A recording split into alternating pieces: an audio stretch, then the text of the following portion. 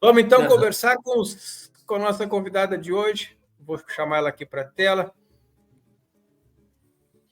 Bem-vinda, Salete Carolo, direção nacional do Movimento dos Trabalhadores e Trabalhadoras Sem Terra. Na verdade, agora muitos já com terra, né? Também um outro momento histórico que nós vamos avaliar aqui hoje, depois do encontro estadual do MST do Rio Grande do Sul. Salete, bem-vinda, obrigado por ter aceito o nosso convite. Obrigada, Alain. Obrigada ao companheiro que está aqui conosco também, todos aqueles que nos acompanham. Não sei como é que está saindo aí a minha voz, se está ok, a imagem, pelo visto sim, mas estou fazendo o teste aqui. Primeira vez por esse canal do YouTube, porque normalmente a gente não atua com mais Zoom e outros equipamentos. Mas agradecer imensamente pela oportunidade de poder estar com vocês aqui, dialogando um pouquinho sobre o MST. Então, eu vou começar com as perguntas, pode ser, Bruno? Vou pedir para a Salete, então, nos colocar em que momento o Movimento Sem Terra realiza esse processo de encontros estaduais, Congresso Nacional, qual é a conjuntura nesses quase 40 anos aí também de história do movimento? Como é que está a luta pela terra, Salete? Bem, nós realizamos o nosso 20º encontro estadual. Exatamente, escolhemos a região norte do estado, lá no município de Pontão, exatamente porque é a região em que simboliza, expressa o berço do nascimento do movimento dos trabalhadores rurais sem terra, né? Ali reunimos em torno de 700 a 800 lideranças nossas, desde acampamentos e assentamentos, e nesses 3 dias realizamos a nossa Feira Estadual da Reforma Agrária, com mais de 200 itens ali produzidos em nossos assentamentos e também com a participação dos acampados, né? Além desta bela expressão daquilo que é a força da reforma agrária e o papel da reforma agrária, que é produzir alimentos saudáveis, né, e alimentar o povo brasileiro, a gente teve uma diversidade de expressões culturais, né? A dimensão da cultura, seja nas canções, nas místicas, né, nos poemas, várias atividades culturais. E também realizamos ali o nosso estudo, né, através de painéis, através de temas que são estruturantes para serem debatidos nesse período. Então, fizemos a nossa análise da conjuntura também, abordando as diversas dimensões dessa conjuntura, seja ela política, seja agrária, seja ela econômica, seja ela social, e principalmente aprofundamos a questão da conjuntura que tem a ver com o tema ambiental nas suas diversas dimensões, né? E este estudo nos apontou que hoje, mais do que nunca, primeiro, nós precisamos, como sociedade civil, entender as causas, né, desta grande e profunda e permanente prolongada crise ambiental, né? Quais são as causas dessa crise ambiental que estamos vivendo nas suas diversas formas, né, e diversas intensidades, né? Vejamos nós aqui no Rio Grande do Sul, períodos de estiagem que mata tudo aquilo que nós estamos produzindo, né? A natureza sofrendo, né? E nós, seres humanos, todos os seres, toda a biodiversidade também. E outros momentos, grandes enchentes, no qual todos nós fomos afetados também. Então, quais são as causas, né? E qual o nosso papel frente a isso, né? Precisamos...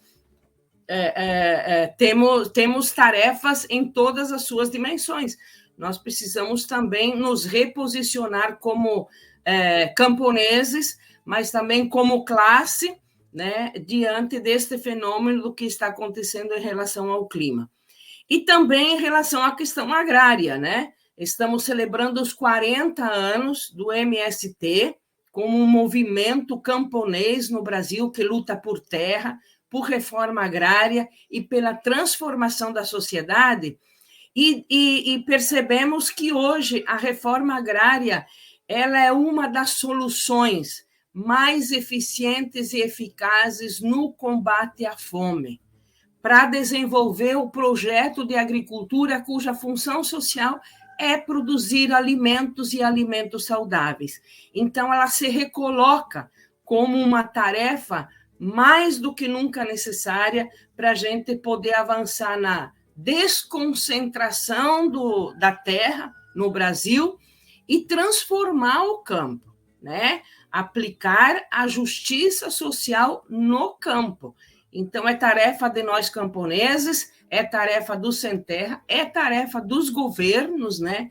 E vemos ali uma possibilidade de a gente poder avançar com o governo Lula, que é um governo aberto ao diálogo, compreende a necessidade de a gente avançar nesse campo para alimentar o país, para acabar com a fome, mas também precisa que a reforma agrária esteja no centro, esteja pautada neste governo, que até o momento a nossa crítica a este governo é exatamente que ainda não percebemos nas suas ações, são bons programas, bons eventos, mas que, de fato, não se iniciou a reforma agrária neste governo democrático, popular, enfim, né? Além disso, nós... Sim? Oi. Vamos só tentar estabelecer um diálogo, porque no rádio o pessoal ouve uma voz só e acaba não entendendo muito, né, pessoal? A audiência do rádio vai e volta, vai e volta. Eu queria embalar uma pergunta para você, se a companheira me autorizar, é o seguinte. No Rio Grande do Sul, pelo menos, o nível nacional é muito grande. No Rio Grande do Sul, quantas famílias estão acampadas e, pela conta aproximada do movimento, quantas faltariam assentar hoje, nesse exato momento? Bom, durante os 40 anos, nós conquistamos aproximadamente 14 mil famílias assentadas no Rio Grande do Sul. Hoje, nós temos 1.005 famílias acampadas, lutando por terra, né? Então, estão espalhadas em vários municípios, em acampamentos. Bom, quantos sem terra temos no Rio Grande do Sul? São milhares e milhares de sem terra no Rio Grande do Sul, né? Nós abrimos há pouco um acampamento em Ulha Negra, iniciamos com 150 e hoje estamos com 810 famílias. E só não acolhemos mais famílias para acampar neste acampamento porque não tem lugar. Precisamos buscar uma nova área. Temos em Charqueadas, temos em Taquari, temos em Cruz Alta acampamentos. Nos próximos dias, na região centro, vamos abrir um acampamento já com 350 famílias. Então, bom, quantas famílias sem terra no Rio Grande do Sul existem? São milhares e milhares, né? Então, para nós é muito importante isso. Temos a tarefa, sim, de organizar este povo sem terra para exatamente a gente fazer com a nossa organização a pressão para que saia a reforma agrária no Rio Grande do Sul. Salete, eu tinha essa informação sobre os acampamentos e me parecia que até o governo Dilma havia uma redução grande, inclusive da perspectiva das famílias em ir acampar. Havia uma disputa ainda sobre a alocação no mercado de trabalho ou a luta pela terra no campo, né? E o país vinha num saldo positivo de geração de empregos, o que possibilitava, inclusive, a redução de um público-alvo de organização do Movimento Sem Terra. Só que nesses últimos 6 anos parece que a coisa inverteu. E hoje essa é a impressão que a gente tem, analisando de fora, de que existem muitas famílias a serem organizadas para a luta pela terra. É isso mesmo, voltou tanto a miséria no campo quanto na cidade, que coloca de novo necessário, à frente de massas, buscar pessoas, formar novos acampamentos, é isso? Sim, veja que o governo Dilma, nós o caracterizamos como um governo que tinha como perspectiva e foco o desenvolvimento, né? A prioridade do governo Dilma foi fortalecer as famílias assentadas, né? Então, vários programas, inclusive o fortalecimento do PAA e da política do PENAI, a implantação do programa de agroindústrias para os assentamentos foi no governo Dilma. Por sua vez, ela não promoveu a reforma agrária, né?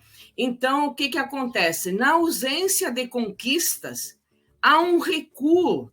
Por quê? Porque percebe que não vai sair terra, não vai ser feita a reforma agrária.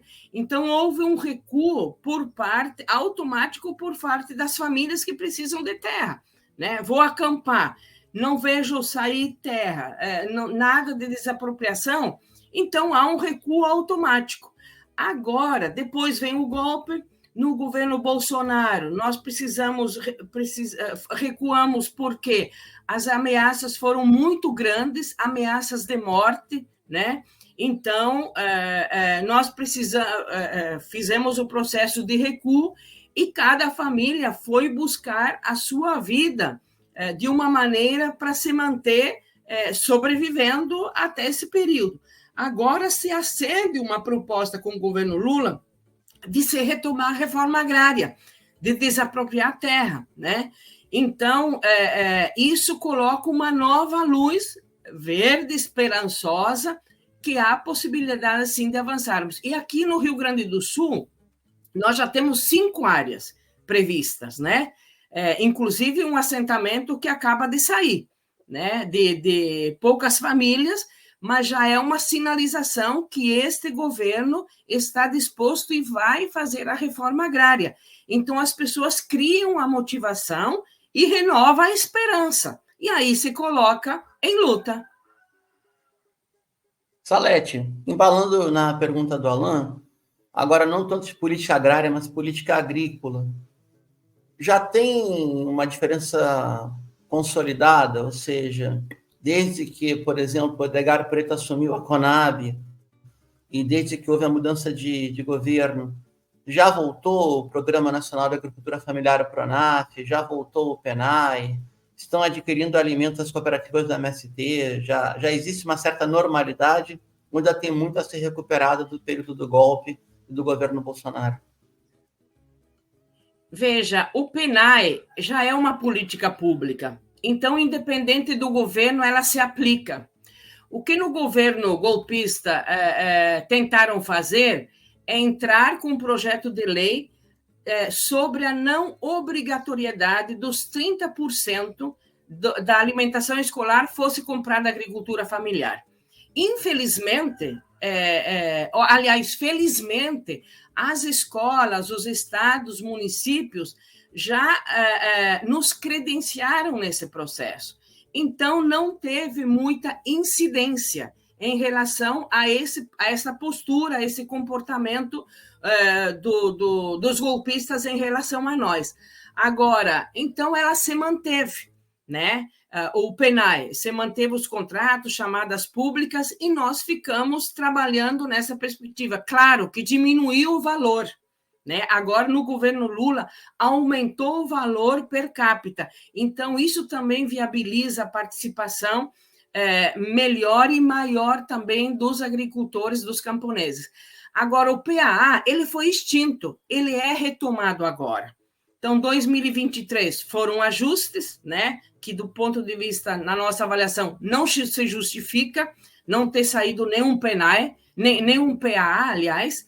Agora, foram assinados os contratos apenas no mês de final de novembro, início de dezembro, e nós iniciamos as entregas agora em janeiro. Ontem, inclusive, aqui em Porto Alegre, nós entregamos 11 toneladas de carne, tá? 1 quilo de carne por família, que vem das nossas cooperativas, dos nossas indústrias, dos nossos frigoríficos, né?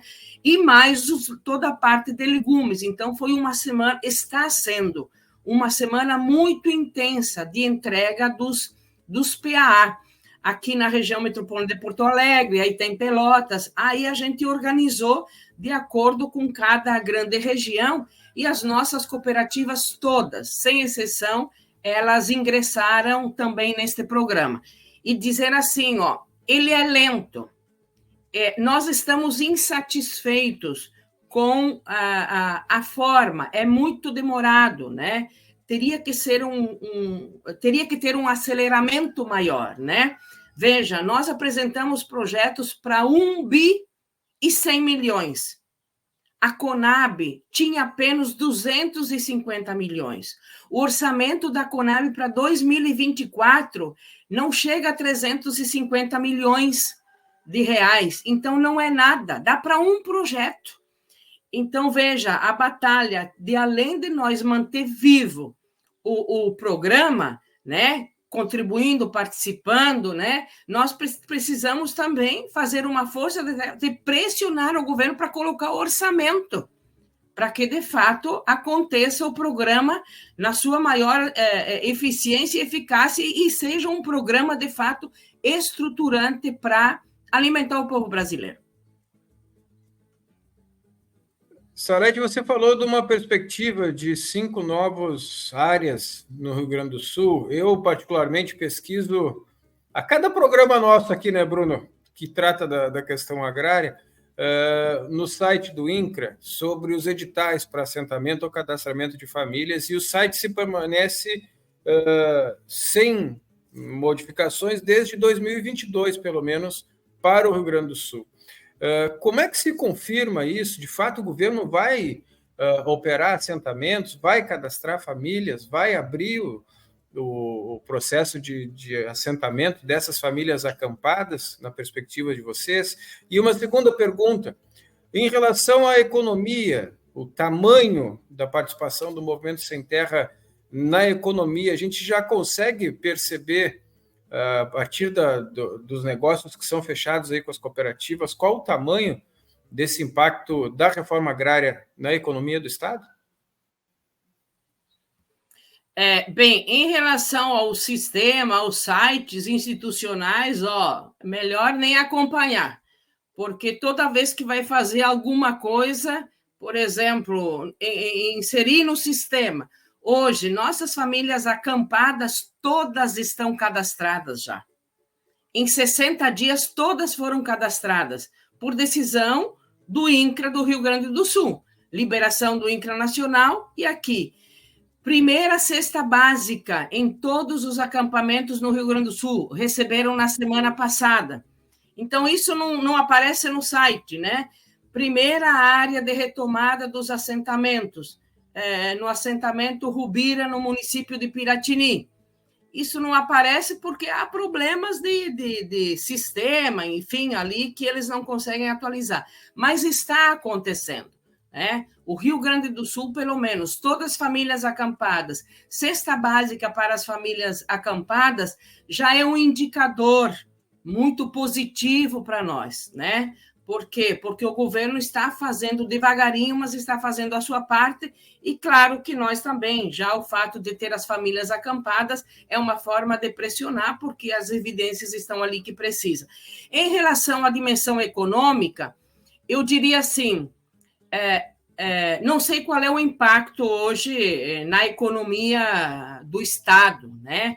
Eu diria assim, qual é o impacto na vida das famílias, né? Isso diríamos assim, para quem não tinha uma refeição diária, né? Hoje, sendo assentado, você tem comida suficiente para se alimentar bem e gera um grande excedente. Então, se nós formos olhar pelos contratos que a gente tem nas escolas, pelo PENAI e também o PAA, diríamos que cada família assentada hoje no Rio Grande do Sul, ela tem, sim, com muita segurança, eu posso dizer, ela consegue viabilizar um salário mínimo mensal líquido para sobreviver. Bom, claro que há diferenças. Aqueles assentamentos que se estruturaram em cadeias produtivas, quem está no arroz, quem está na carne, quem está nas hortaliças, né? Quem está no leite, né? Tem assentado que consegue hoje ter uma renda de 10, 11, 12 mil reais líquido por mês com o leite, mas ele decidiu focar em ser um produtor de leite, né? Então, o resultado econômico ele vem de acordo com a nossa capacidade política, organizativa e foco naquilo que você vai investir, naquilo que você vai produzir, né? E essa dimensão da organização do mercado que passou a ser uma frente muito importante para nós nos últimos 10 anos, né? Hoje poderíamos dizer o MST do Rio Grande do Sul ele se movimenta, se estrutura, sempre foi, mas hoje com mais intensidade é a partir da nossa produção, da nossa comercialização, né? Avançamos na estruturação do beneficiamento dos nossos alimentos, a nossa marca, e atingimos o nosso mercado, né? Alguns é um nicho de mercado, mas outros é através das políticas ou programas sociais e mesmo os mercados, né, convencionais que a gente tem acesso e consegue comercializar os nossos alimentos. Salete, eu queria te agradecer pela participação hoje, que sabe renovar aí o convite para a gente conversar também um pouco mais sobre as questões que envolvem não só o Movimento Sem Terra, mas toda a política agrícola do país, e é importante que a gente debata aqui por conta da audiência do nosso programa ser disseminado em várias regiões do estado, e a gente consegue, inclusive, pegar elementos dessas diversas regiões para avaliar. Eu queria te agradecer, nosso tempo aqui ficou escasso, e já renovar o convite. Obrigado pela tua participação, Salete. Agradecer imensamente a Alain, o Bruno, que também está aí, todos aqueles que nos acompanharam. É verdade, convidar vocês, a todos, a todas, para estar junto conosco para estudar o nosso programa agrário aqui do MST. É o programa que vai nos conduzir nos próximos 5 anos, a partir do nosso Congresso Nacional, que será de 15 a 19 de julho. Vamos estar lá com 20 mil delegados e delegadas, além dos convidados, e vocês dois já são os nossos convidados VIP para estar nesse nosso congresso. Agradecer a Alain pelo convite, estamos à disposição. Desculpe a internet um pouco oscilante e também tive dificuldade, às vezes, de ouvir, acompanhar a fala de vocês. Grande abraço. Obrigado, Salete. Nós vamos para um rápido intervalo, pessoal. Voltamos em seguidinha com mais um bloco de entrevistas aqui no Comunicação Popular.